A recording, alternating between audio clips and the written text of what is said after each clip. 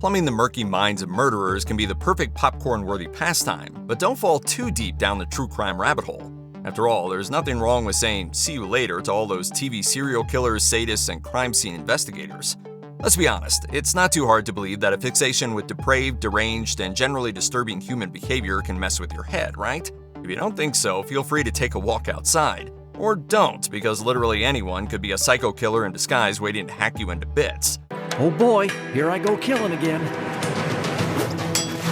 Best to stay inside safe on the couch and tune into this week's true crime extravaganza that will totally justify your decision to stay cooped up for good. All joking aside, health professionals like those at the Cleveland Clinic agree that too much true crime is bad for the brain. It's natural to be curious about aberrant human behavior, yes, but only so far. In fact, as Psychology Today outlines, psychologists like Robin Dunbar have suggested that humanity's entire use of complex language has roots deep in gossip and the need to share information about this or that friend or foe. It makes sense for a species as social as ours, but ultimately we've got to collaborate and trust each other or nothing meaningful gets done. True crime, then, is a teller of cautionary tales, warning about spooky goblins and specters. On that point, the Cleveland Clinic says that true crime affords people a way to identify danger and prepare for how to deal with it, but too much and you'll be left feeling scared and anxious all the time. I'd been carrying a carving knife around with me for 3 weeks due to an irrational fear of being murdered. There's a whole litany of studied, measured, and confirmed harmful psychological effects connected to consuming too much true crime.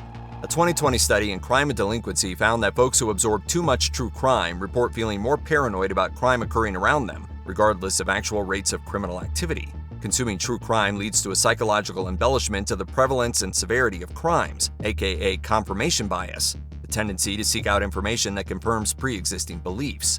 It also leads to a tendency to dramatize how crimes play out. This makes sense because true crime, like any other form of docudrama meant to keep viewers watching, is a dramatized interpretation of reality, like how rom-coms depict over-the-top, unreal versions of romantic relationships.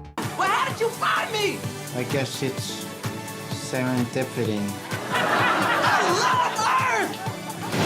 Wired confirms these findings, which themselves produce further compounded problems thanks to the internet. Citing one true crime fan as an example, the outlet explains how they would prowl the internet, particularly Reddit, to seek out information on what fellow fans felt about the true crime podcast Serial. They felt worked up, anxious, and manic all the time, and found that online squabbling and disagreements about the podcast only added to their stress. Very Well Mind explains that this sort of anxiety, which is linked to our body's fight-or-flight mechanisms, is meant to keep us safe from danger.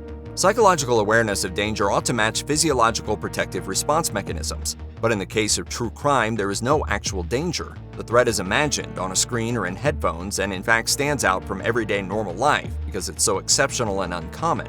In correct doses and at the right moment, such instincts are useful, but too much all the time only misinforms and exhausts. So if too much true crime is the problem, and not just true crime itself, then when is too much too much? Well, that's up to the viewer. It's no different from knowing when you're on the way to drinking too much or need to pull back from work before you burn out.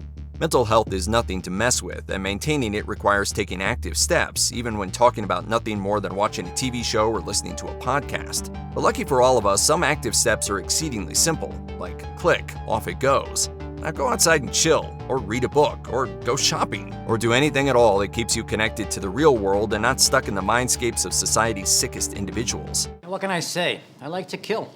Kill like a comedian at the Apollo? No, like murder. For the most part, though, vicarious experiences of danger can be benign, like watching a car chase or a shootout in an action movie, but only if they're kept at an emotional arm's length. So go ahead and enjoy true crime, but don't let the monster consume you. More often than not, the door is creaking open because you forgot to shut a window. Bloody windows, bloody drafts!